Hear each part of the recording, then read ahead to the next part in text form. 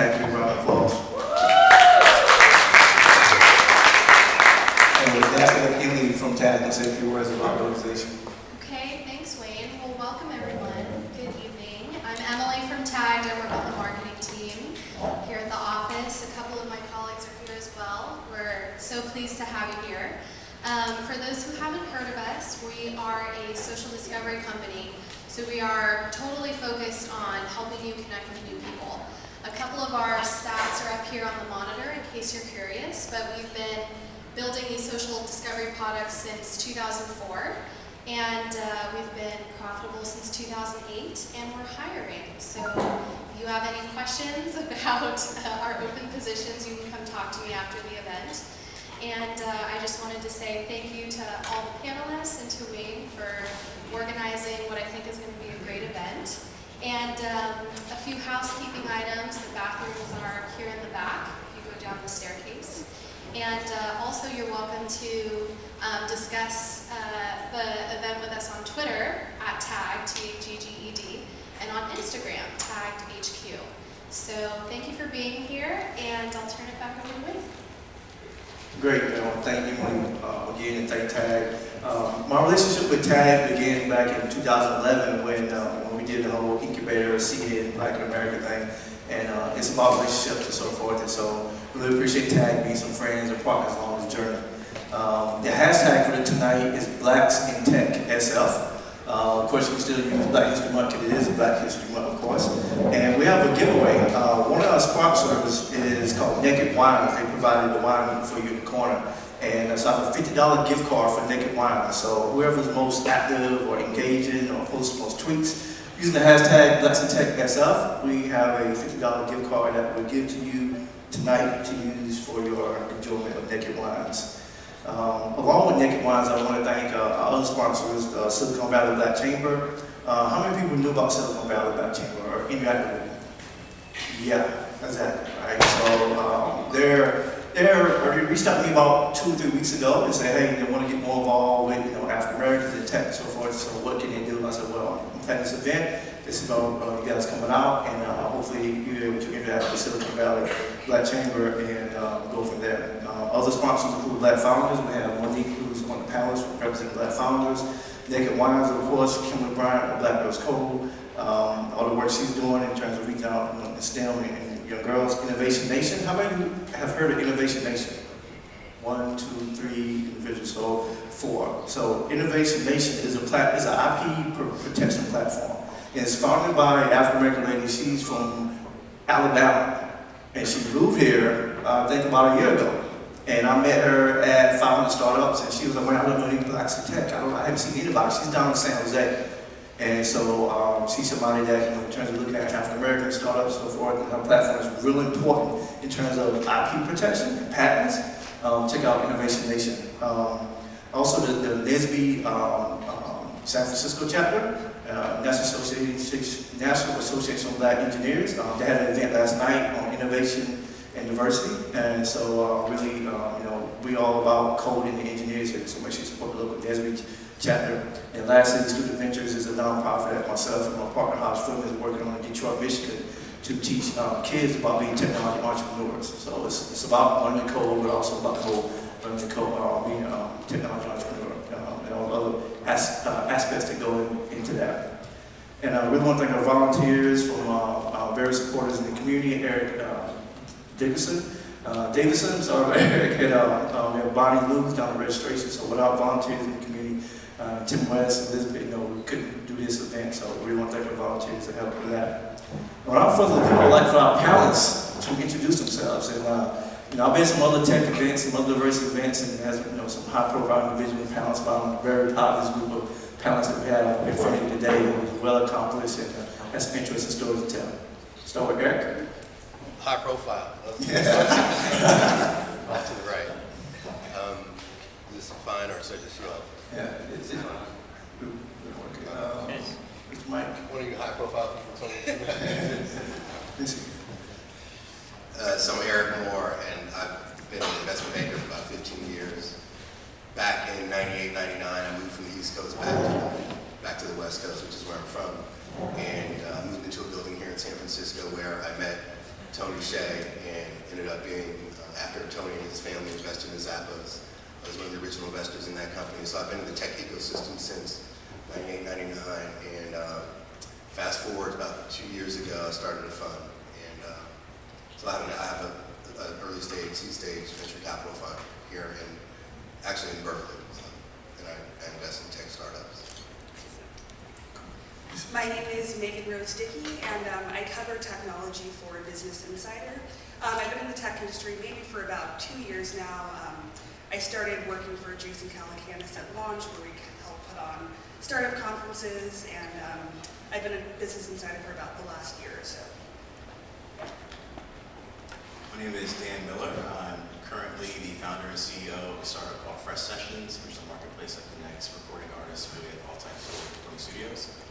I'm also a team member of AT&T 28 Days' team in which we're representing Oakland Digital, which is a nonprofit over in Oakland, and we're representing them within this challenge this month. I've been in tech since about 2007.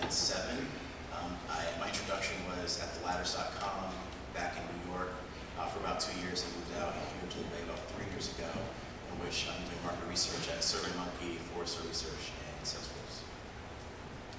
My name is Monique Woodard. I'm one of the founders of Black Founders. We started in 2011 here in San Francisco and then kind of expanded around the country, and we exist to equip and connect Black entrepreneurs.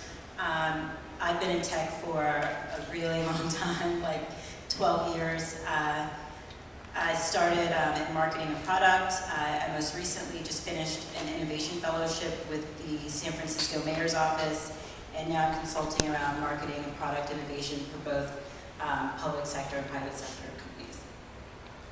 And I'm Brian Dixon, investment associate at Capital Capital. We're a seed stage investment firm located in Oakland. We've done some co-investments with Base, see you there. And also we're oh, you have it on, okay, even better. So, and then also we're housed inside of the Caper Center, which is all focused on diversifying tech. So on the investment team, we're making seed stage investments anywhere from about 100K to 250K, and we have a portfolio of over 100 companies. Great, great. We do have another panelist that is unfortunately stuck in traffic, and when she arrives, I'm just telling her to come up and have a seat. Linda from Oakland Digital. So I want to jump right in. The title of the panel is the State of Blacks in Technology. So my question to the panelists, in your opinion, what is the state compared to other ethnic groups? All right, so I'll start off. Let's take a look at the numbers. So African American founded startups under 1%, Latino under 1%. So there's definitely a funding gap, right, or a funding problem. Whites over 70%. So the state could get much better, I would say. We're trying, I think everybody on this panel is doing their part. From a funding perspective, it is possible, right? I think at Capital Capital, if you look at our impact investment, since we've been doing impact investment, we're at 46% women or people of color. So it's possible. I think investors, speaking from the investor standpoint, just have to get better at finding companies, folks who are Black and brown. So. I think, so I moved to San Francisco in 2008, and when I came, I didn't see any people who looked like me. So I think from a visibility standpoint, we've made some progress. Now I feel like there's much more community around Black entrepreneurs and Black people in technology. So I think from that perspective, we have made some progress, but I think there's a really long way to go. I'd absolutely agree that we are seeing a huge uptick in exposure on Blacks within tech, not just founders, but Blacks that are doing awesome work within all these awesome companies in the Bay Area and tech abroad. And I can definitely say from my experience in working with these tech companies, it has in the past at least mimicked the 1% of African American founders that we're seeing on aggregate. But within the last 5 years, I've definitely seen a lot more faces. I mean, maybe it's because I'm now here in the Bay Area, but a lot more faces that look like me, and it seems to be this bingo for sure. I mean, definitely within my experience in the tech industry, I found that blacks are very few and far between. But what I have noticed is that at least, so let's say I'm at a tech conference with thousands of people, I might look around, I'm the only one who looks like me. And but it's actually, then sometimes I'll find one other person in there and then we'll just lock eyes, we'll connect. And so it's really nice to just like have that, at least we're looking out for each other. We're not just kind of leaving each other hanging, but we definitely still do need to do more to get more blacks in tech so that people don't find themselves in that type of situation. There are a lot of blacks in tech. I don't know, but a lot of them suck. So the same way that a lot of white people in tech suck. So it's just that we're just because we're represented. There are fewer of us who are pursuing this passion or this field. It just seems to be bigger. So what do I mean by that? Like if you go, as an investor, I might see I don't know, call it 10 companies that are weak, and let's say all 10 of them are white. When I see a black entrepreneur, it might in a particular week, it might just be one, and if he stinks, then he stinks, and it tends to be tricky to fund those who aren't good. So I think it's a boring conversation because we've been talking about this since I went to Dartmouth about how come there are no black people at Dartmouth, or how come there are no black people in investment banking, how come there are no black people in you name the field. So it's something that I guess that we should talk about, but you think about it when a lot of the entrepreneurs that I back, the white ones, have been coding since they were little, 8, 9 years old, and we're getting to that point now. So we're just a little bit behind, and we'll get there. I'm not concerned about it. I think just like this room is well represented. When I go to a lot of tech events, there fortunately they're not people that look like me, but there are black people there. So so it's not. I asked you before you wanted to be honest. So be honest with yourself.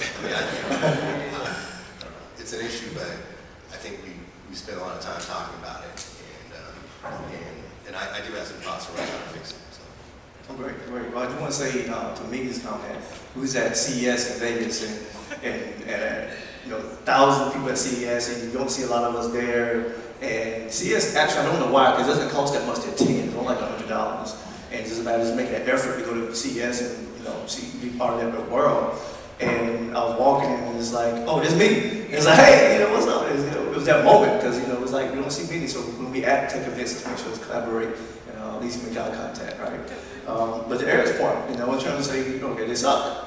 And then you talk about Brian said that their investment strategy is like 43%, 48, around that percent in terms of in the 40s in terms of diversity. Is their answer though? Is the answer more minority black investors to increase the number? Do we need more? Because I often hear say, hey, where's the black investors? I talk to entrepreneurs. It's almost like they came because they're not going to get investments. They feel like from white people or Indians or other groups, it's like, well, we need the black investors. If you're not good, you're not going to get an investment. So, yeah, we need more. It's certainly not going to be bad if we have more black investors. But you have to have, I think what you're talking, I think a different question might be, should there be more black investors who invest in white people exclusively or whatever?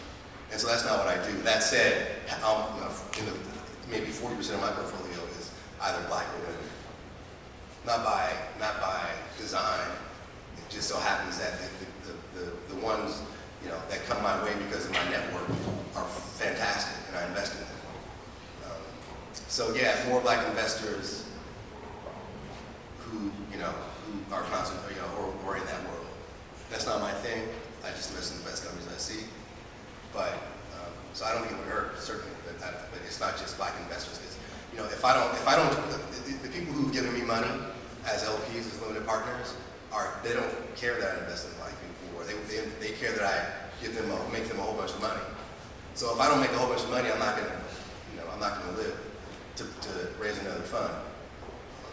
So it's important, but I think there's enough room for. I had this conversation with Van Jones when he was out here a few weeks ago, and he likened it to a bag of Legos where everybody plays their role, stay in their lane. So, there are people who do impact investing, there are people who do, invest in women, and there are people who invest in minorities, and there are people who just invest in. So yeah.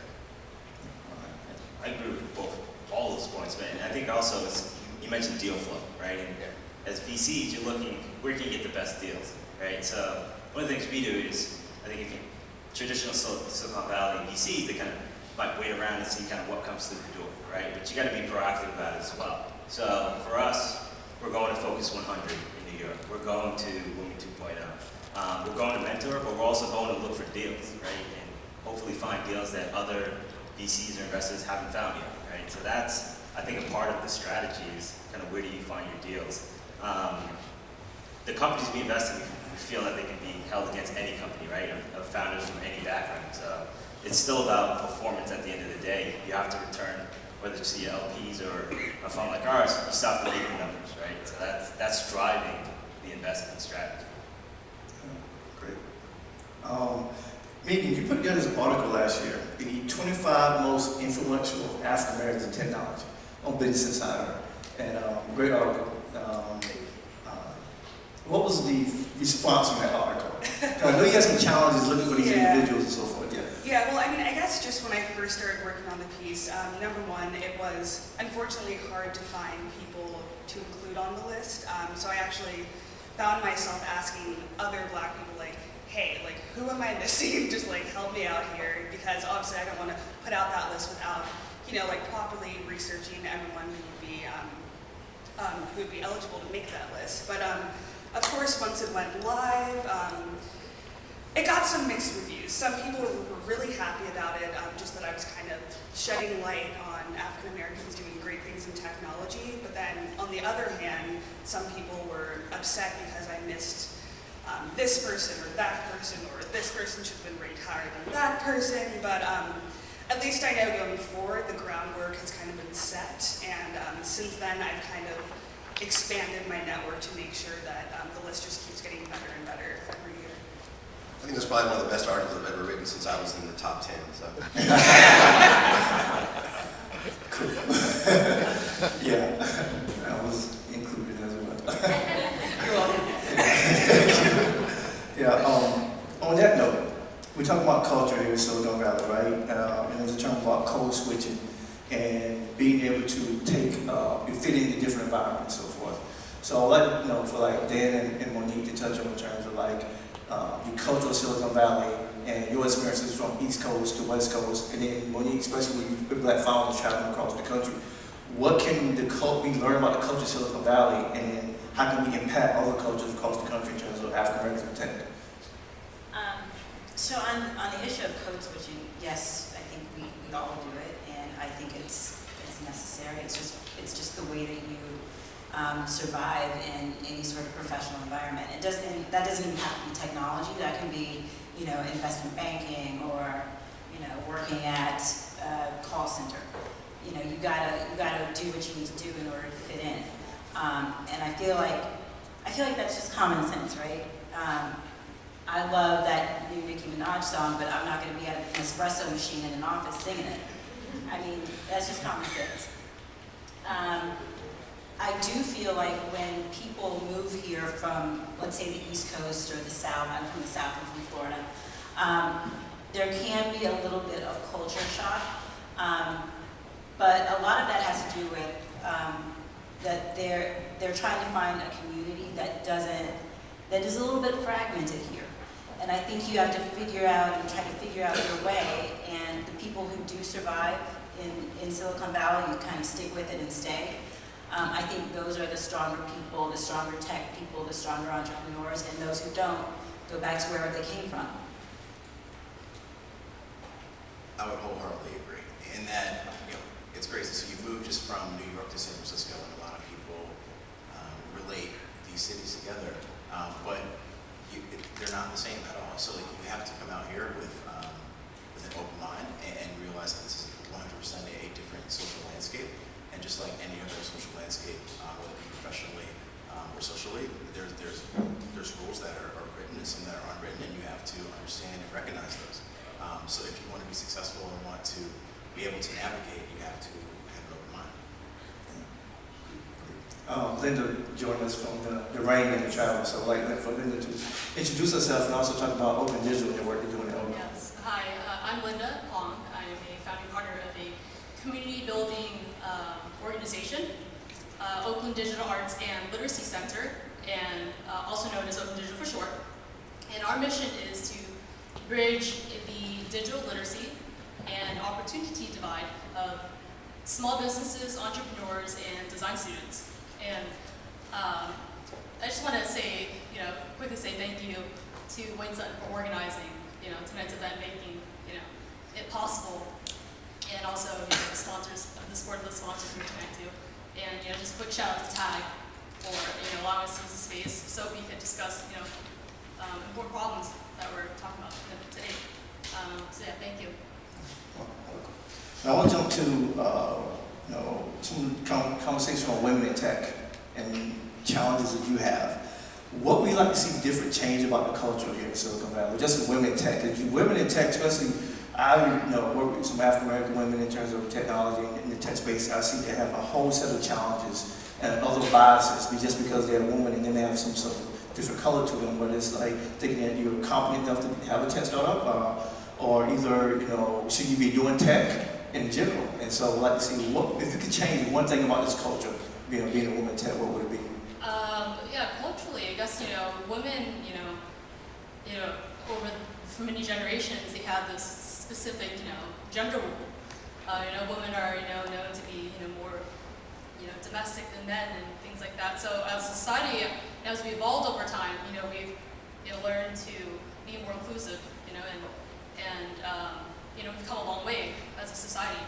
In general, just, with Black history and everything too, hip hop, revolutionized in the 80s, and, technology too, being fortunate to be born in a digital age and also, hip hop revolution as well, kind of have both. So, and that's where, things are going more to tech, and it's kind of like a hip hop tech culture that's happening right now. And being a woman, I was fortunate to play with computers. I didn't play with Barbie dolls growing up. I built computers, so it was kind of cool that my dad saw that the opportunity and the need for me to play with and learn, explore other things besides things that are more gender specific. So having the opportunity, and so one of the challenges I see is that we need to kind of empower each other as females. So the opportunity, mentorship, and providing real world experiences for women in tech. And so that's important to me because I'm the youngest of 6, first to graduate college. So I understand the importance of resources, education for professional development. So yeah, that's. Yeah, I'll definitely kind of piggyback on that. I definitely think that there does need to be just a bigger support system for women in the tech industry. You just kind of look at the dynamics, and if a woman asserts herself, then she may be negatively perceived, but if a man does that, then he'll be perceived as like a boss or just a really important kind of guy. And so the issue with that is that then women end up kind of getting a little shy, being a little sensitive, and not really actually expressing themselves, and then that kind of leads to this, just this never-ending cycle of just men kind of still being in charge and then women kind of stepping down. I think if you're talking specifically about Black women in tech, I just wish there were more of us. And here's something that I have a huge problem with right now. So there's a new show that's coming on called Silicon Valley. It's a Mike Judge show. The only woman in the show, and she's a Black woman, her name is Mochaccino, and she's a stripper. I have a massive, huge issue with this. And there aren't enough of us in the industries where this can't be a problem. This is a massive problem. If there were 40% of the tech industry was Black women, and there was this one character, and otherwise we had great representation in the media and in the public, that wouldn't be an issue. But it's a huge issue. I agree. I think it's more, what I've seen is more an issue for women of color, because I'm just kind of going through my head right now, thinking about the number of women I had in the portfolio, and I just came up with 5. I know there are more, but get to a certain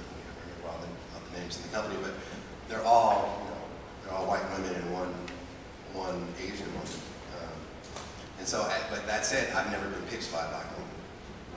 Not once. So, I ran into one, Marianne Quigley, if you guys know her, but otherwise, I've never been pitched by a single, African American woman. So it's all been white, and I pulled the trigger because they're bad. They're badass. So, but I wish I'd see more. I'd love it. I can't say I have any of them. I want to change, go back to the investment side of things. Since we brought up hip hop culture and so forth, and how it's having an impact on our community. I think last night or tonight, Steve Stroud had a show coming on VH1 about the tainting of America, basically talking about how hip hop has really impacted America and really the globe in terms of the culture, and how it came from the streets, the hood, the hip hop, and then now it's being embraced by everyone, but who's capitalizing on it and so forth. And now the shift is going forward to now we see more artists get into venture capital and so forth. And so, I mean, this is for everybody. Having more hip hop artists, athletes, celebrities now get involved in tech. I mean, this is all public data. Serena Williams, tech investment, Floyd Mayweather Jr., Nas, rumor is Kanye trying to raise a fund. You have all of these high-profile individuals. Troy Carter, Lady Gaga's manager. I think he raised a $100 million fund. And is it good? Is it good for us as a culture? I mean, to have these high-profile celebrities now getting in tech. You okay? I just learned a lot because I didn't know any of that, except for Nas. But I mean, if Kanye could raise a fund, then... I mean, that's word. That's word. I hope it works out for them. I mean, if you think about it, it's like they're qualified to invest, right? So they can do it. I think if they're... I'm gonna pause. What qualifies them to invest? Just because they got the capital? Yes. Okay. All right. I just want to make sure that out. Because we're going to get some other conversations around that. How qualified to invest because they have the capital? Qualified investor from the SEC. Pretty much you have to make over $200K a year for 3 years consecutively, or have $1 million of liquid assets. So in that regard, they're qualified to invest. I mean, I don't think it'll have much of an impact on venture capital firms per se. I think the deals that you're seeing, you're going to continue to see. I mean, you look at the cap table for some of these companies, and these celebrities are on them, right? Ashton Kutcher, for example, he's in a lot of deals. You might not know about that, but he's in a lot of deals. So I think it all comes down to deal flow, right? If they're able to get the deal flow, or have friends, or have buddies. Troy Carter, obviously, a well-known angel investor because of his work with Gaga, right? And that's worked out pretty well for him, I would say. But I don't know if all of the other artists are going to be able to pull that off. That's my 2 cents on it. Yeah. So what I've noticed, and I know, not to be weird, but I do know a few of them. They have people around them that actually do the investing, right? So Nas, it's Anthony Saleh. So I just met with him in LA, right? And then Troy Carter is different because he actually invests, so he knows what he's doing. Ashton Kutcher has Guy Oseary and Ron Burkle around him, so they know what they're doing. But there are some people who have no idea what they're doing. They have the name, they have the capital, and that is not good. They'll soon find out that they're going to lose their asses because it's hard. It's hard work. It's hard to do. So just being a celebrity, it's interesting from a company standpoint because oftentimes some of the portfolio companies think they can use that celebrity to get their product out or whatever, or get recognition for their product, or user acquisition for their products, but it doesn't necessarily translate into good investing. From a deal flow standpoint, they get great deal flow because guess where Nas hangs out? With Ben Horowitz. At his crib, getting great deal flow. So it just depends. The problem with that, sometimes I've gotten a few people who pitched me who said, Hsieh is going to invest in my round. I turn the other way. I mean, that makes me not want to invest. Even though actually it's not fair because Hsieh is fairly tech savvy. But you get my point. So it's interesting, but everybody's an investor these days. Anybody else want to chime in? I mean, I guess from an entrepreneur standpoint, if you're building, an enterprise SaaS product, does it make sense for you to take money from Nas is he going to be able to give you any sort of contacts or any, be able to help you sell into enterprise companies? Probably not.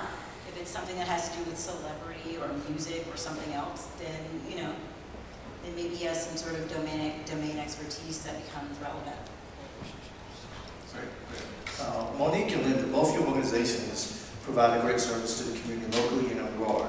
I'd like to hear a success story about, what your organization, how has it had an impact on, the community and maybe some stories from some people you interacted with as you travel across the country doing workshops for African Americans. Sure. So, you mentioned about digital literacy. Yeah.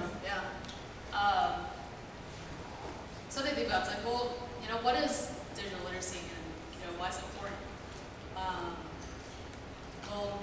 If literacy is reading, writing comprehension, then digital literacy is digital reading and digital writing comprehension. And we all know it's known that we're in an increasingly digital world where we knowingly and willingly share data. And in just a few short years, we've social interactions gave social technology the speed and scale of internet. Whether it's using it for to share what we love or organizing a movement, people use all around the world to share and seek information. And so so then how do small businesses and design students utilize social platforms for economic and professional development? So that's where Oakland Digital comes in to fill that gap, is to bridge that digital literacy and opportunity divide. One way that we go about solving that problem is through our Inspire program. And the Inspire program is a workforce development program that is inspiring civic pride through design and also provide a real-world experience. So to share a success story, a design student with no college degree and no professional training in design, and was also transitioning careers, applied through the program, went through the program, and not only did she place as a finalist, she also received an internship at the Clark's company. And just recently, we received an email from her, thanking Oakland Digital for, quote, providing her with a life-changing opportunity. And to us, that means a lot, that we're truly making an impact. Because, opportunities like that helped her turn her internship into a full-time position at the Clark's company as a junior graphic designer. So, simply as something as opportunity can go a long way to help someone. So, and that's what we do with Oakland Digital, is bridging the digital literacy and opportunity. So Black Founders has been around since 2011, and we originally started here in San Francisco. We were sort of focused on San Francisco, Oakland, and South Bay. We kind of quickly realized that we needed to, or that people wanted us to expand to other cities, so we started doing these conferences in New York, Atlanta, Austin, and of course bringing it back to San Francisco again. And since then, we've seen people who came to our first events and kind of had like this small germ of an idea, go on to kind of execute on that idea, go on to enter accelerators like Uni, like 500 startups. So we've seen the community grow and seen them progress, and that's what we look for. We look for, are people able to come, get community, and that's sort of a nice fuzzy term, but are they able to take what they learn from these events that we do and then grow that into something? And that's really what we want to see. We don't want to see people come, talk, drink, eat food, and then go home and do, whatever the hell it is they do, watch American Idol. We really want to see them come, get what they need, and then grow an actual business, because that is what we're about. We're about helping people reach that next entrepreneurial level. So, we've definitely seen that in San Francisco, and we've seen that in New York, and we've seen that in Atlanta. Some of the people that we've that we've come into contact with Atlanta have actually moved here, either permanently or for an accelerator program. And those are the kinds of stories that we love. Those are the kinds of stories and people that we really want to see. And we're going to Chicago next for the first time, so we're excited. Great, great. I want to bring that up because I feel like we take advantage of the access that we have here and the opportunities right here. We have here. Everybody's like either learning the code or a developer or venture capitalist or direct access to marketing, PR. But I also feel like outside of Silicon Valley, go outside and go to the East Coast, it's just now this big learn the code movement that's just happening. And we know that there's a whole new wave of technologies coming from sensors, hardware, mobile, and so forth. And these jobs need to be filled. But with us just starting this learn the code movement, how do you feel about that? As like what can we do better with preparing the future generation in terms of new technology, get more involved with technology? I think starting earlier. A lot of these learn to code movements focus on older people